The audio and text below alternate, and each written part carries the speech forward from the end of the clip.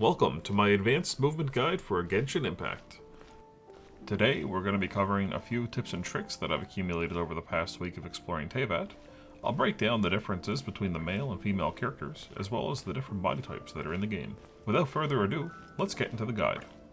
As you can see on screen, each character stands tall at a different height. These heights effectively determine the stride length, which seems to play an important role in determining how fast a character is. These heights are separated by gender and age. Male and female adults, male and female teenagers, and male and female children. There are currently no male children in the game, however.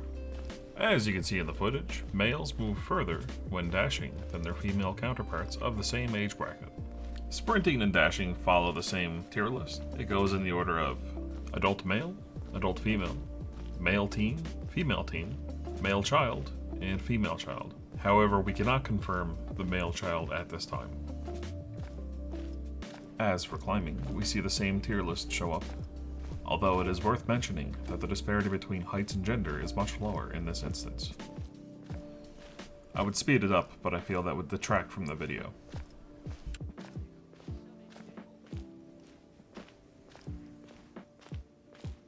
For jump climbing, it is a very different pattern.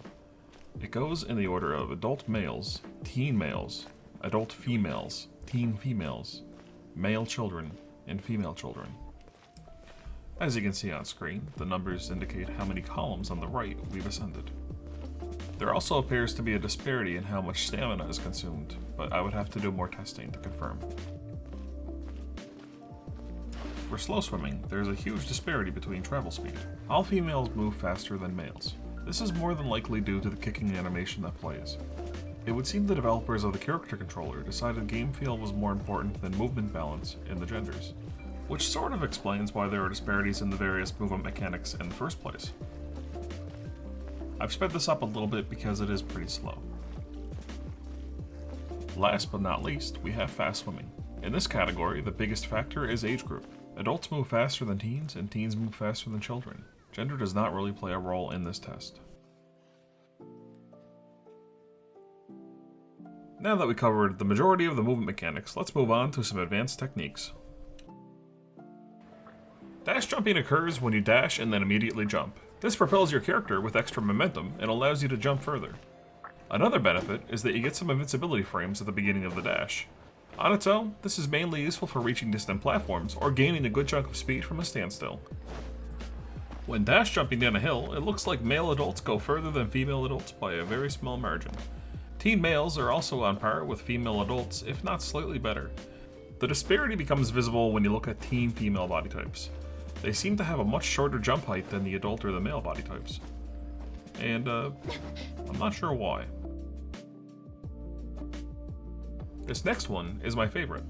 Edge boosting is incredibly situational, but if you pull it off, it can traverse large gaps with speed and ease.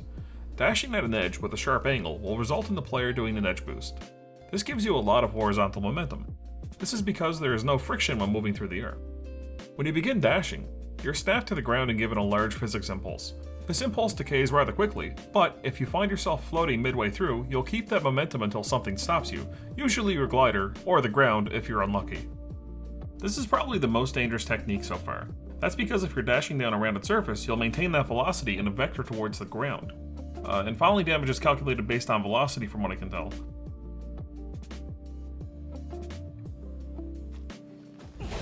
After performing a ground slam, you can regain control of your character faster by dashing. As I'm sure you've already figured out, you can dash jump out of this as well. I really don't have much to say about this one. It is fairly useful when you're just traversing around the world. If you haven't noticed already as well, I have a little input overlay on the screen that just shows you what I'm doing, just so that you can replicate any of these techniques. The final technique, while somewhat hard to pull off properly, is known as the bunny hop. Not exactly a surprise to some of you, I'm sure, but all the more worth mentioning since it allows you to essentially sprint forever, at least if you do it correctly. The gist of it is you do a dash jump, and as you land, you jump immediately. You'll notice your stamina bar will not stop depleting. If you'd like to see more content like this, or just want to hear my voice again, please consider subscribing. Oh, sorry, I'm supposed to be much more aggressive at this point, I realize. Smash that subscribe button, hit the damn bell, and leave this video a like and a comment. I don't care if you don't wanna, you're gonna do it. All joking aside, thanks for watching, and have a great one.